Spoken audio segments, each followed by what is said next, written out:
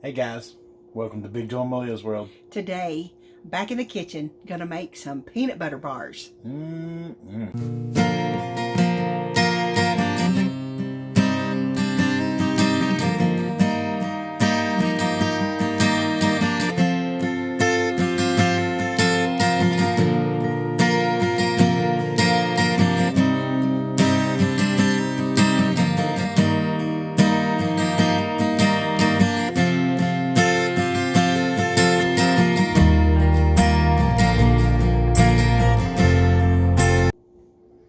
Alright guys, peanut butter bars. This is a pretty easy recipe. It really is. There's quite a bit of ingredients in it, but I will include the entire instructions, the recipe, the ingredients, everything in the description. So here's what you gotta have.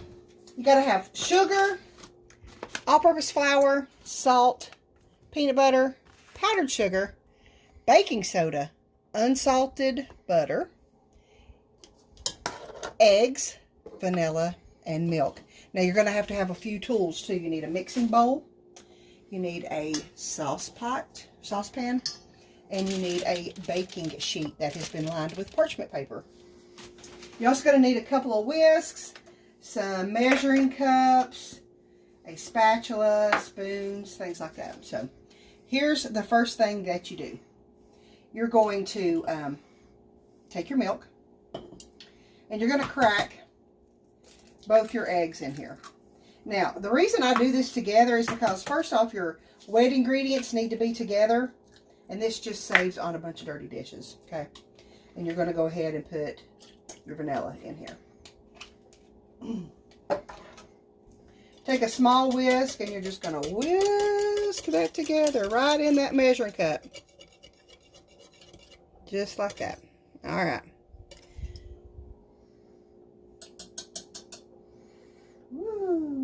Come on, eggs. There you go. All right. Next thing you're going to do, just going to set this aside. Thank goodness I had these paper towels handy because I sloshed a little bit of that. Next thing you're going to do is take your mixing bowl. And you're going to put your sugar in here. I can't find a lot of my cooking things because we have packed up a lot of stuff.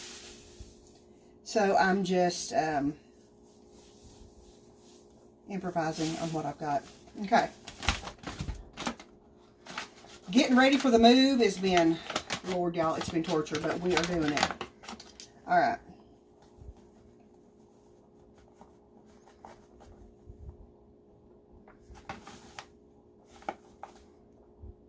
That's flour. It's flour. All-purpose flour. Okay.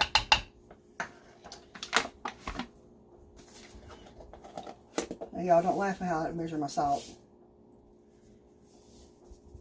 A bit more. And you can measure your baking soda the same way. Alright.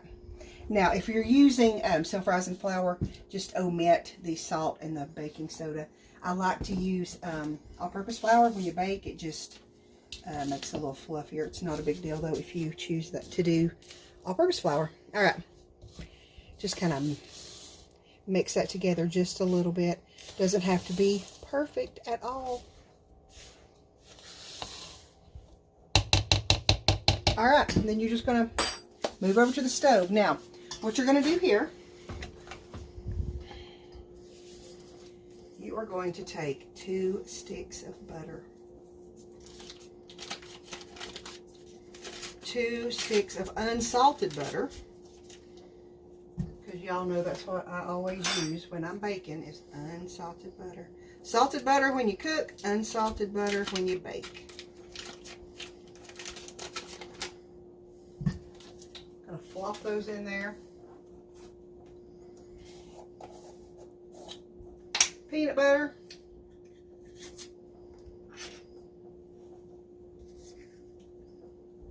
Y'all, this does have a measurement. I'm just not measuring it, so. But I will put how much you need in the description. I really will.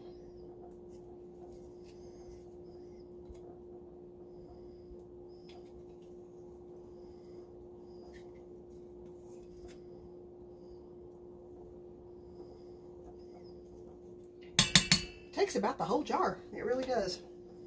All right. Take your bigger whisk, and you're gonna let this melt for just a second. You really can't whisk it together good until it gets a little melty. So we're gonna let this melt for just a minute, and we will be right back. All right, once your peanut butter and butter mixture comes to a boil, you're gonna wanna stir this with a whisk the entire time, okay? Once it comes to a boil, you're going to just remove it from the heat.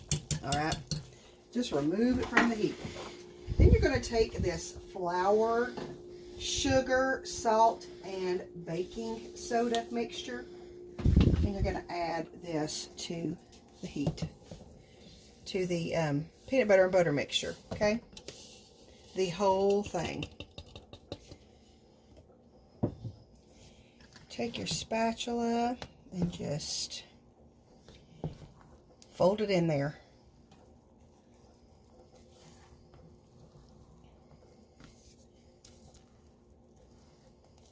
Now, as you can see, this thickens up really, really thick, okay? But just do the best you can with that spatula. It's going to take a minute, and it's going to kind of resemble cookie batter, of course, when you when your flour gets mixed in there. It's not going to be a cake batter. It's going to be more of a cookie batter consistency. All right. Once you get your flour, mix it till you just don't see any white on the flour and the sugar. Okay. Now the heat from the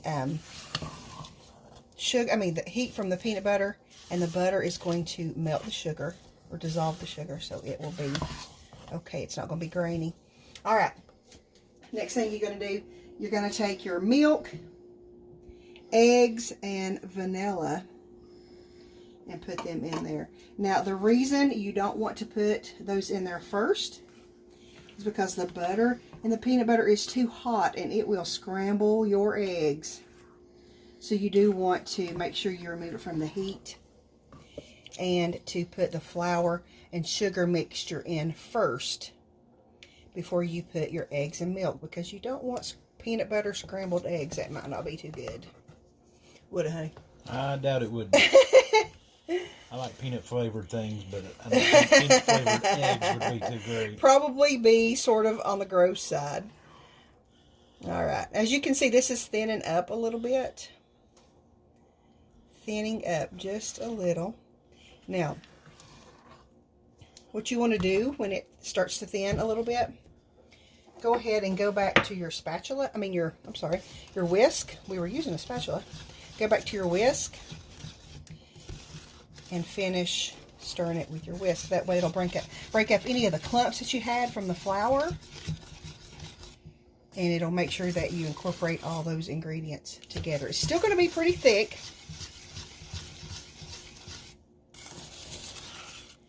And it's so thick that it doesn't stir up very quickly, so just be patient. Gonna take a little bit of elbow grease. Got to put some elbow grease in there. That's exactly right, honey, because it is thick. All right. Now, okay, guys, this is what it looks like before you bake it. That smells good, don't it? Oh, that smells delicious. Smells delicious. Okay. Now, you're going to take your parchment paper lined tray or your pan, and you're just going to pour this in here. Now, what I'm using, I'm not using a cookie sheet, and I'm not using a baking pan. I'm using what is called a jelly roll pan, which is thin like a cookie sheet, but it has raised edges. See the little raised edges? It's got a raised edge. Go back to your spatula. Spread this out all the way to the ends. Just like that. It smells so good. Oh, it smells delicious. You know, where Big Joe and I went to elementary school, we ate these at school. The lunch ladies cooked these, didn't they, honey? Yes, and they were so good. This is a county school kid kind of recipe, that's for sure. One of the lunch ladies grew up in our lived in our neighborhood. She did. She sure did. So she took care of Joe. She knew it pretty well, and I sometimes got extra peanut butter bars. Oh, of course you did. All right, guys. Once you get it spread into your pan just like this, you're going to want to put this in a preheated 400-degree oven for about 20 minutes. We'll be back.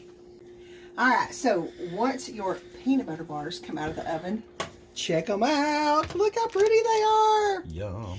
You got to cool them. I use a wire rack to cool, but you do have to cool them completely before this next step. And this next step is the icing or the glaze or whatever you want to call it. It's icing.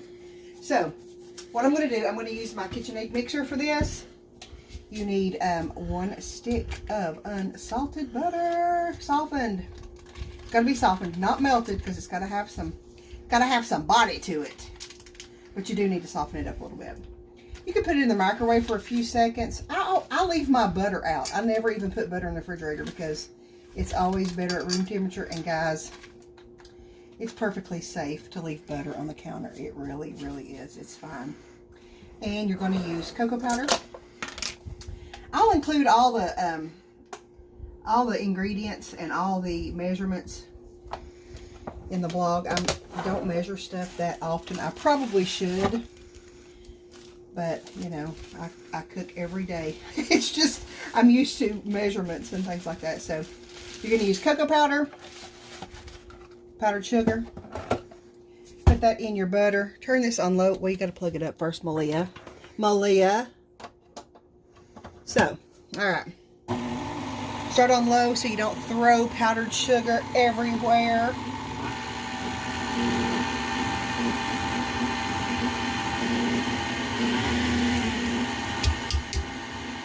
Now you're going to take a little bit of milk. It varies, so just use a little bit at a time. Okay? You don't want to overdo it. Now you do kind of want to make this a glaze where it's going to be a little thinner than icing. So, but you still just want to kind of eyeball this because you can get it too thin. Okay? You can turn your mixer up speed a little bit more just to get the sugar off the bottom. Okay, about halfway through, you do want to take your spatula and scrape the bottom because powdered sugar does stick to the bottom quite a bit. Now see, this is very, very thick, so I'm going to thin this out a little bit. So, I'm going to turn it back on and add some more milk.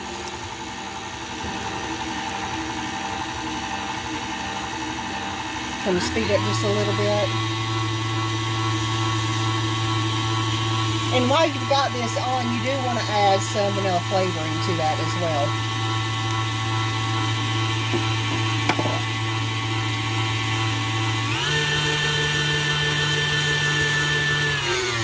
Alright, that is how easy that is.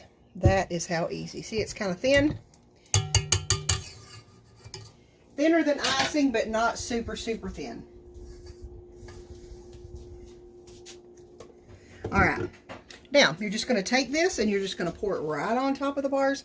Now, like I said, these bars need to cool completely before you put this glaze on here because it will be a hot, runny mess if you don't. Take the back of your spatula and just spread it. Make sure you get it on the corners good. Honey, I have a question. Do you think this looks delicious? No, it looks very delicious. Smells amazing. Now you can make a peanut butter glaze if you want to as well. You're just going to use peanut butter, of course, instead of the cocoa powder. But I chose to use chocolate or cocoa instead. All right. There they are. That is it. So, honey, you ready to do the taste test? Yes, I am. All right, well, let's cut you a piece and we'll see what you think about them. Okie dokie. And look at this. I have got 2 fellers to do the taste test with. Got Big Joe and Ian. All right, guys, let's take a bite of these peanut butter bars and see what you think.